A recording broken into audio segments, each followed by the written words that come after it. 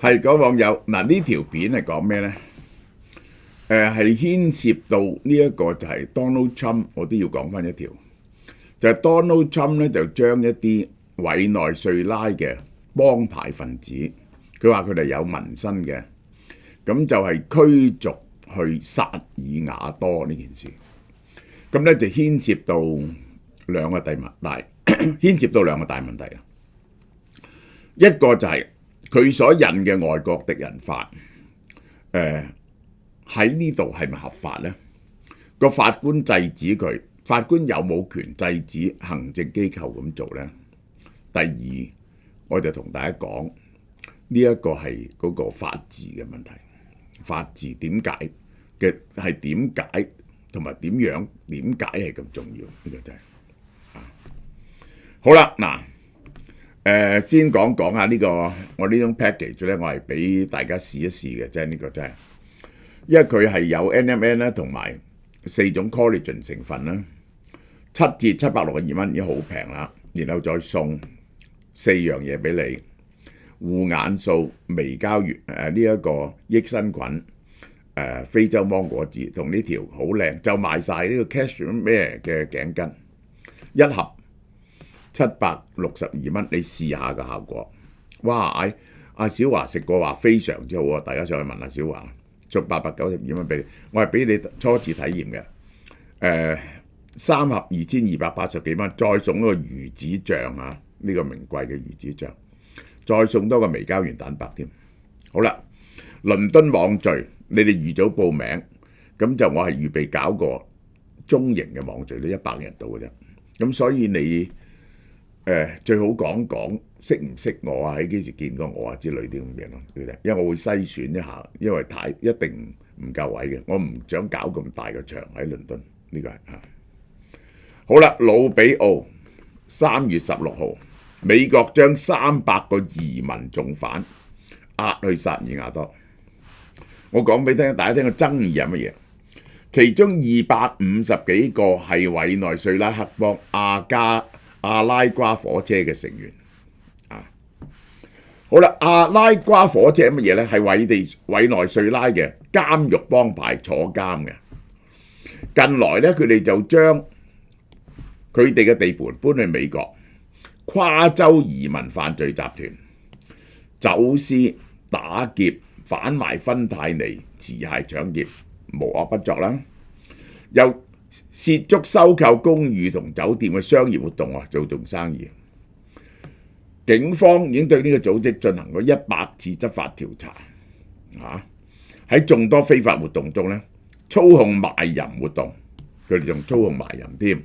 咁呢一隊人就叫阿拉瓜火車，佢哋基本上係委內瑞拉人。好啦。根據一個智庫洞察犯罪，至少嗱，我講俾你聽，呢個我係要好客觀地將 Donald Trump 同埋支持佢嘅人嘅立場講俾大家聽。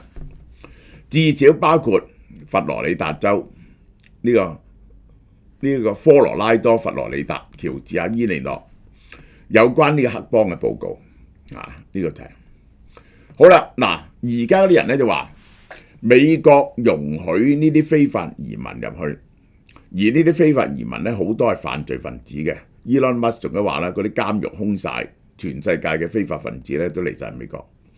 咁我哋睇下有幾多犯罪分子喺美國？有66萬嘅無證移民有犯罪記錄。嗱，呢個咧首先我澄清下，呢個咧係累積嘅，呢個幾十年累積落嚟嘅。即係喺而家喺美國呢1200萬人入邊咧，有66萬個係有犯罪記錄嘅，其中435000人已經被定咗罪，即係咧仲有23萬咧係告過，其他咧嗰啲未入罪。嗱，嚴重罪案有幾多人呢？嚴重罪案有幾多人呢？2521人綁架。綁架梗係好嚴重啦！6223人襲擊，襲擊有時睇下點樣襲擊嘅啫，唔係好嚴重。56000個毒品罪， 13000個殺人犯，15810名性侵犯。嗱，而家坐緊監嘅有幾多人呢？有1萬人，1萬人。好啦，點解會咁呢？嗱，我哋首先將真係嚴重嘅嘢講出嚟先，一定係嚴重啦。綁架呢2000幾人，綁架2000幾人。毒品罪呢，就睇佢代多代少嘅啫。喺美國嚟講，呢個代多代少。大型販毒梗係好嚴重啦。咁你袋包毒品，咁呢個都包括咗在內。13000個殺人犯。呢兩個係最嚴重，性侵犯你要睇下強姦啦，還是係非禮啊，還是係性騷擾啊呢個。咁 anyway 咧，我解釋俾大家聽。如果你係被控呢啲重罪嘅話咧，你係會被告嘅。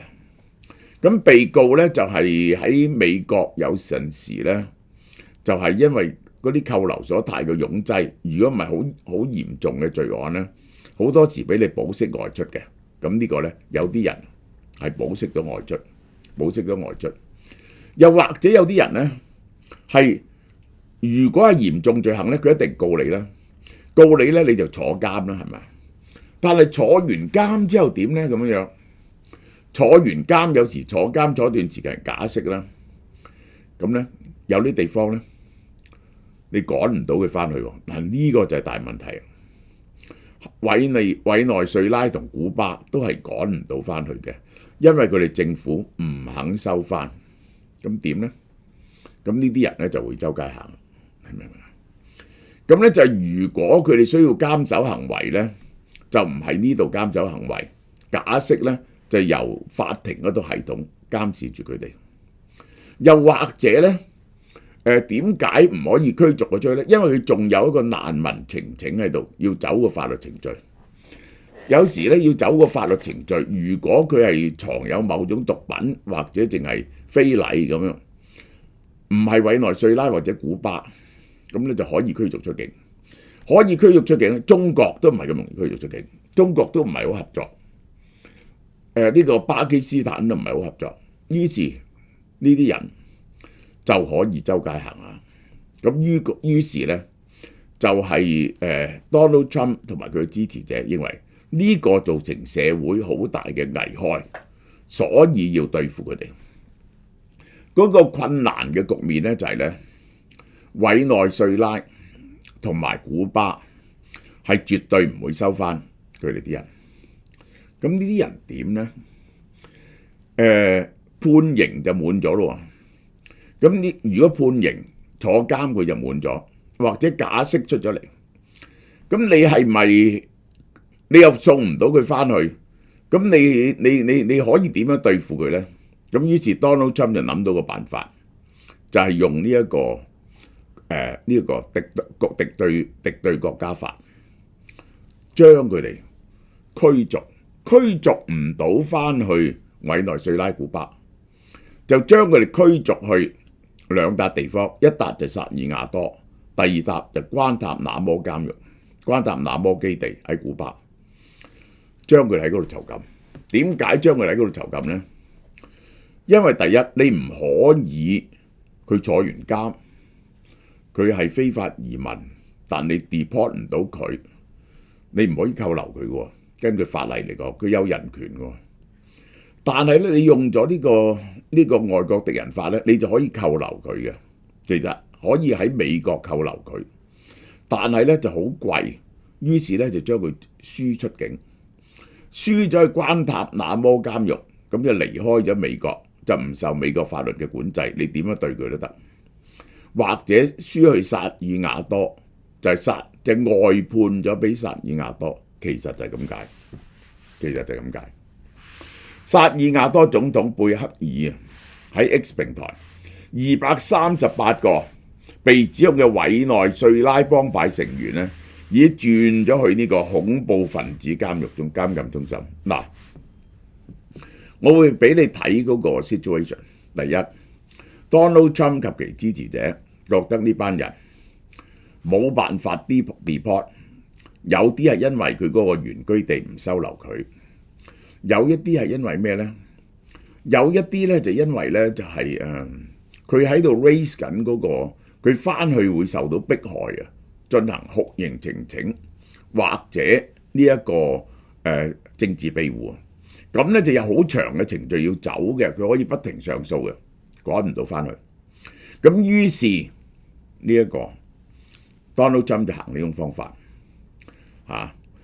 嗱，佢 send 翻去呢300人咧，238個係委內瑞拉人。被遞解者，我講個 situation 俾大家聽先。被遞解嘅人咧，1年，但係可以續期，咩意思咧？你將佢送咗呢度，咁就係等委內瑞拉咧就變咗天，委內瑞拉政府咧講掂咗數，準佢哋翻去，唔知可以搞幾耐。咁啊，等於係呢條友可能係判咗終身監禁喎，咁樣係，嗰條友可能判咗終身監禁。而你唯一知道嘅咧就係佢哋曾經係即係嗱，首先牽涉到3個問題。佢係話佢哋係巴拉瓜火車嘅成員，係唔係？咁呢個咧就係應該嘅法庭審過嘅，而家冇審過。就算佢哋係，佢哋嘅罪行係咪可以判終身監禁同埋入咁嘅監獄咧？同埋嗰度嘅待遇咧係非人嘅待遇嚟喎。嗱，我 raise 個 issue 俾大家聽。美國向薩爾瓦多俾600萬美金作為安置費用，以慳錢。薩爾瓦多政府同意用合理價格將佢哋運入呢個監獄度，即係咁講，一個人2萬蚊美金一年。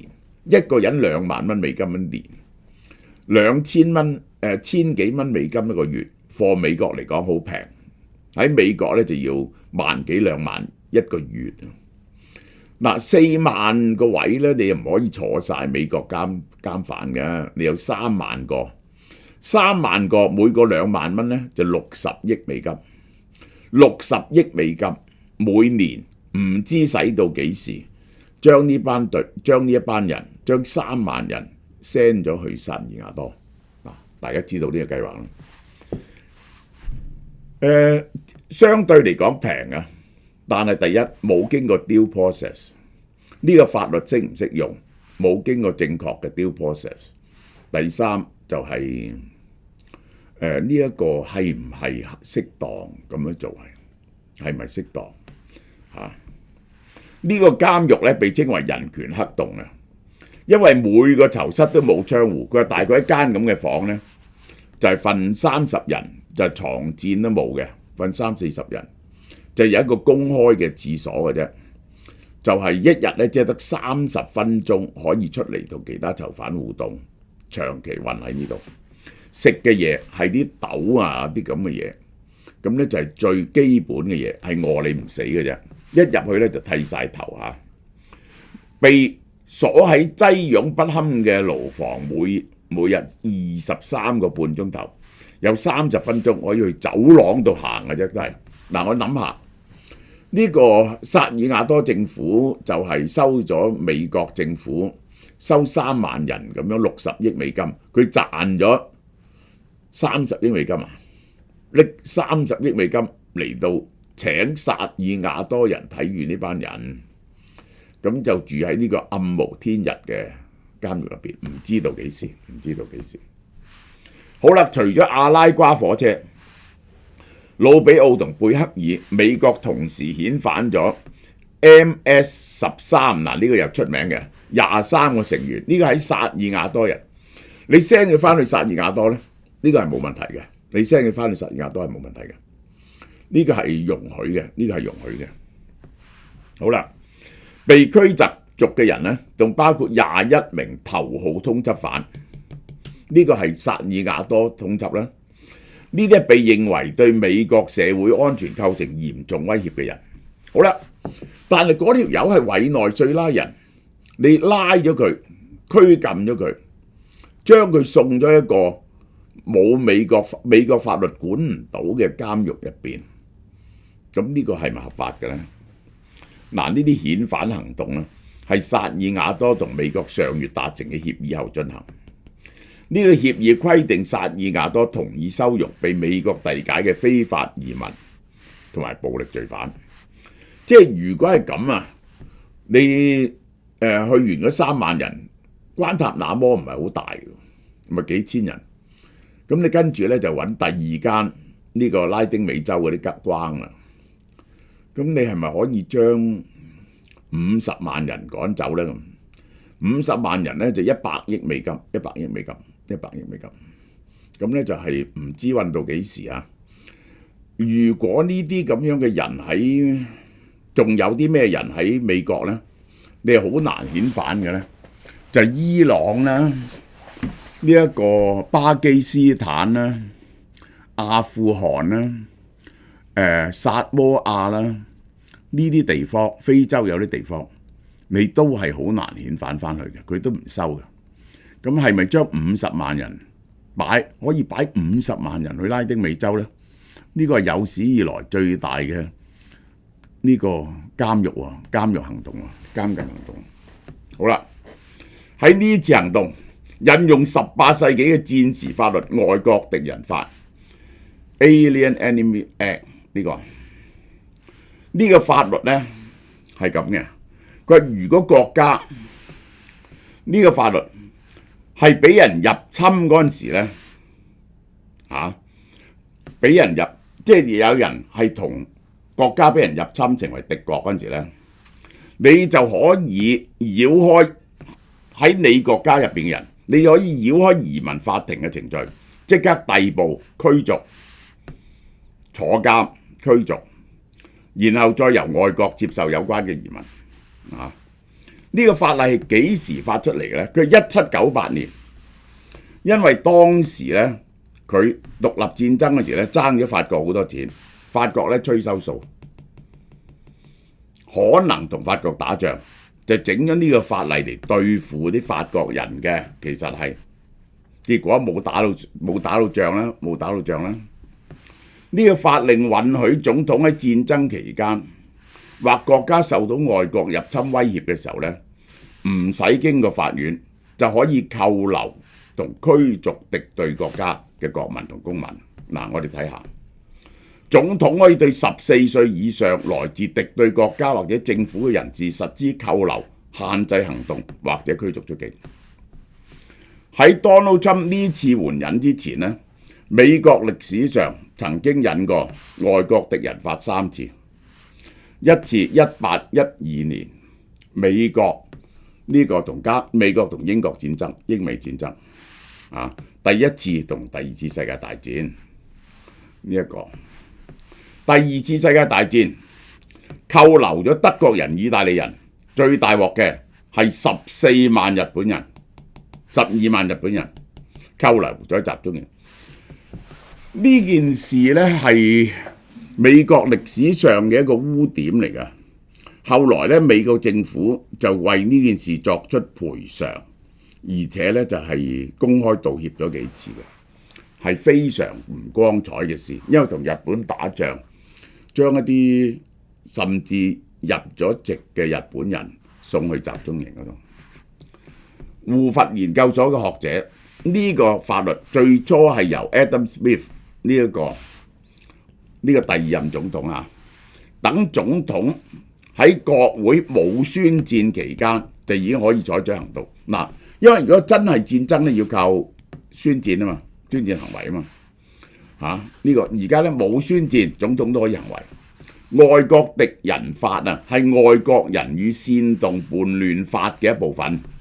本來咧話外國人咧，譬如話美國同法國打仗咁佢就唔準啲法國人咧就係喺美國境內就煽動話唔好同法國打仗。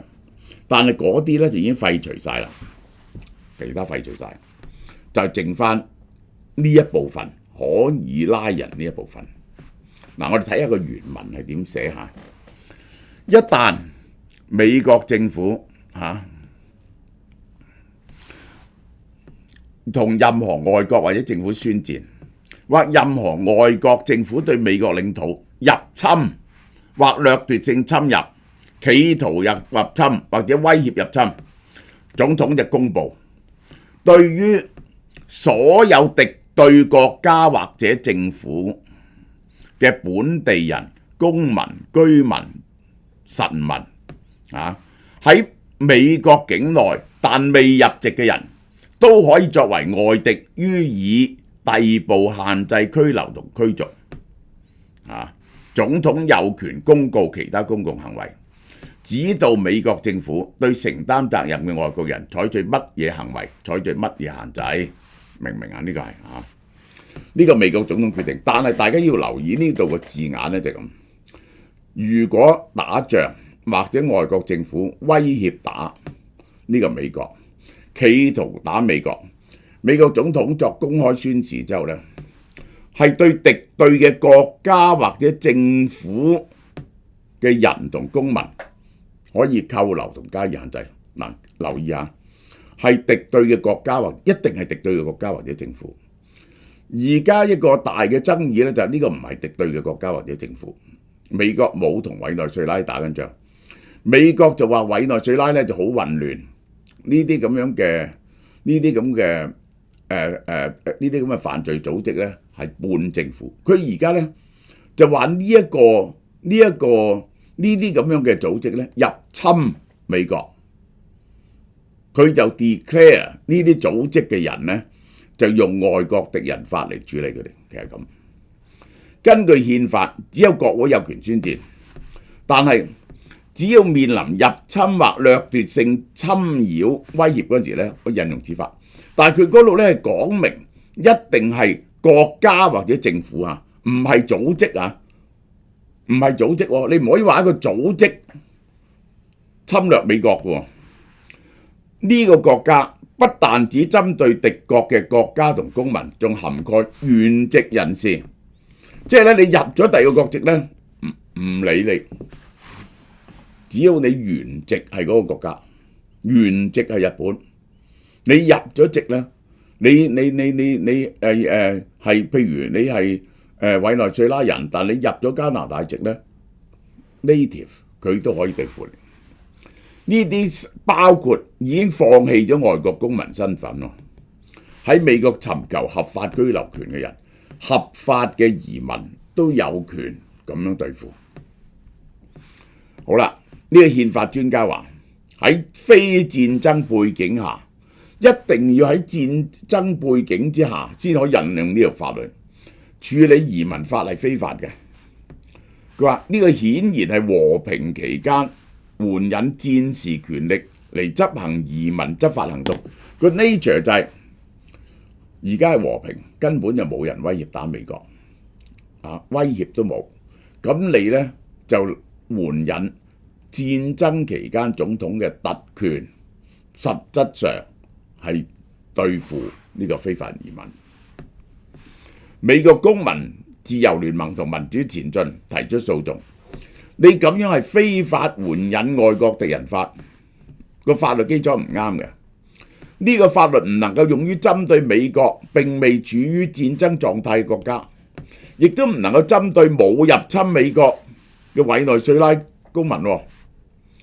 南加州大學法學院教授瑞茲話：呢個人係咪受呢個法律嘅約束呢？要問兩個問題：第一，呢個人係咪委內瑞拉人？第二，美國同委內瑞拉係咪處於戰爭狀態？你答我先。喬治亞大學個法學教授話：將個人非法嘅入境行為覺得係外國入侵咧係唔正確嘅。呢種做法咧，表面睇起上嚟咧好好笑。國會研究服務處上月報告，政府可能引用外國恐怖組織嚟指證幫派活動構成入侵，即係話咧呢啲咁嘅幫派咧係入侵呢個美國。話佢恐怖組織，而家佢呢啲行為咧等於入侵美國，所以用戰爭敵人法。佢話呢種理論前所未有，係要審嘅，係要審嘅。美國移民專家話，外國敵人法嘅適用外國敵人法嘅適用可能係可以擴展到有學生簽證、綠卡或工作簽證各種身份嘅移民。如果生效呢，美國就可以繞過移民同刑事法律嘅保障措施，即係任何移民、任何難民呢，喺美國都係有人權保障嘅，因為呢個係國際人權法嘅一部分嚟嘅。而家咧就可以繞開呢啲嘢啊，就係對合法嘅移民咧都可以加以驅逐。根據外國敵人法，嗱喺3月14號驅逐阿拉瓜火車幫派成員，佢唔係驅逐所有委內瑞拉人，佢係驅逐阿拉瓜火車。咁佢哋要證明呢個阿拉瓜火車絕對唔係一個政府或者國家啊嘛。咁所以我頭先特登同你講嗰個條文咧，就引用出嚟咧，就一定要係國家或者政府喎。公佈指控委內瑞拉暴力刻薄阿拉瓜火車進行非常規整戰爭，對美國採取敵對行動，構成對美國嘅入侵。呢個咁樣嘅解釋。美國地方法官博斯伯格3月15號晚間7點發出臨時限制令，禁止政府依據外國敵人法遣返任何移民，即係唔係你唔可以遣返呢一個移民非法移民，而係你唔可以根據呢條法例喎，你要根據翻移民法喎。移民法就係點呢？移民法就係要驅逐翻去原本嗰笪地方，要調查過佢嘅難民申請係咪冇根據嘅咯。如果然後咧，你先至可以 deport 啦。呢個就係就咁樣，係要經過法庭嘅判令。咁而家咧，外國敵人法咧就唔使嘅。法官聽取美國公民自由聯盟嘅訴訟，口頭要求所有班機以一切方式返回美國，強調政府必須立即遵守命令。聽講係有啲人 deport， 嗱佢係7點半鐘發出呢個禁令，咁咧就係咧就結果咧就係唔理，就有2班機咧繼續飛咗去薩爾瓦多，呢個就係薩爾瓦多嘅影片顯示，佢哋喺晚上下機。白宮發言人話：嗰啲移民咧當時已經離開美國領土，因此不受約束。呢個唔係嘅，呢個唔係嘅，嗰架係美國飛機嚟嘅，佢哋係受約束嘅，佢哋約束嘅打官司。嗱喺呢度我再講講呢一個萊維特指責法官嘅命令冇合法依據。司法部長批評法官裁決呢個命令無視總統權力嘅既定權威，亦都使法眾、公眾同執法人員處於風險之中。美國司法部向哥倫比亞特區上訴法院提出緊急動議，要求暫停佢嘅禁令，恢復遣返行動。政府律師主張，如果博斯伯格嘅命令成立，地方法院就有權禁止任何緊急國家安全行動，只要一收到訴狀就可以。好啦，我都要將個法律講清楚俾大家聽。呢一個 common law 咧就係咁嘅，就係你政府係要依法執行，而政府去依法執行嗰陣時啊，你係合唔合法嘅咧？你合唔合憲法嘅咧？呢個就係你有冇衝犯到人權咧？呢啲嘢咧係由法庭判決。即係舉個例，點解法庭可以判決咧？咁總統係唔係可以就係拉任何一個人而佢係唔需要有法律根據？總統係唔係 above the law？ 總統唔係 above the law， 所以總統拉人咧係要有法律根據。總統唔可以話我嘅命令就係法律去拉人。咁於是呢度要判決嘅就係你係唔係真係根據法律去拉人還是呢個係唔合法嘅行動啊？總統係並唔係 above the law。於是個法官判決嘅嗰個咧就係呢個係唔係合法嘅咧？好啦，嗱呢個第一步啊。第二步咧就係要點解要出個禁制令？就係咁樣。嗰個法官啊，即係呢個唔係容易出嘅一個禁制令，佢就要考慮第一有冇 case 先呢單嘢，引呢個敵人法啊，呢個國家敵人法呢樣嘢係咪好可疑啊？因為嗰度指明係要政府或者國家喎，係可疑喎，有 case 有重要嘅 case。而係佢就考慮啦，有冇個緊急性啊？有冇緊急性？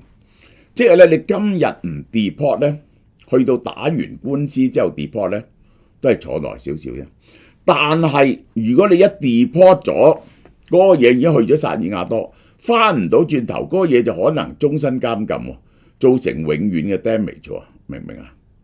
喺咁嘅情況之下咧，法官就整個臨時禁令，因為阻遲咗並唔會造成損害。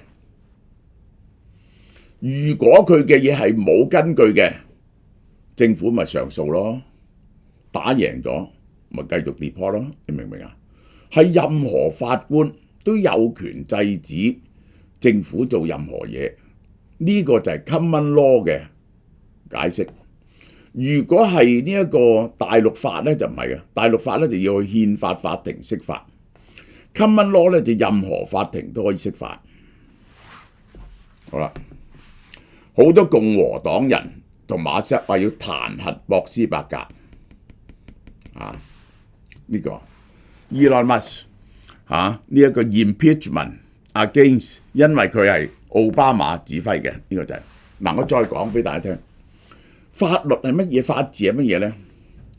法治咧係要包括維護法律嘅尊嚴，即係任何人都唔可以違反法律。去到香港，中國法家已經講啦。符法有必執行之法，無論任何情況都執行，係唔計其他嘢嘅，唔計會唔會有是非得失，唔計咁樣做嘅後果係點呢個就叫做法治。點解咧？佢話呢個 justice must be done，even the sky falls， 天跌落嚟都要執行法治，因為執行咗法律至上呢樣嘢咧，係一個最大嘅 public interest。維持法治，維持法治係乜嘢？法治係個規則，維持個規則係最高嘅利益。呢一個規則係大家同意嘅，係保護所有人嘅，大家跟住規則做啊嘛。如果可以唔跟規則做，大家唔知點做喎，呢個社會亂晒喎。係有明明白白嘅規則，大家根據規則做，所以法律法治係至高無上嘅，呢個就係咁如果你話哎呀咁樣做係會損失，咪由得佢損失啦。因為維持到法治，先至維持到社會嘅秩序，維持到社會秩序對個社會係好嘅，呢個係更加大嘅利益。我希望大家明白。3月超級大優惠，智利蒜香番茄汁屬青口，來自智利青口，生長喺無雜質污染嘅水域，水質純淨，溫度適宜。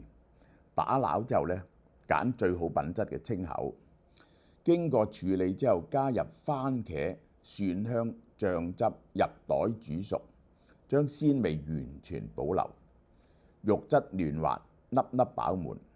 最方便係唔使解凍，連袋放入熱水加熱6分鐘即刻食。配法包或者撈意粉都一樣咁好味。智利蒜香番茄汁屬青口，每盒454 gram 1磅到，原價42蚊，而家優惠價1盒30蚊，2盒以上每盒25蚊，一盒有成20隻㗎，平均個幾一隻啫，唔係話咁抵，快啲嚟俏貓貓買啦！優惠期由3月1號至31號，數量有限，售完即止。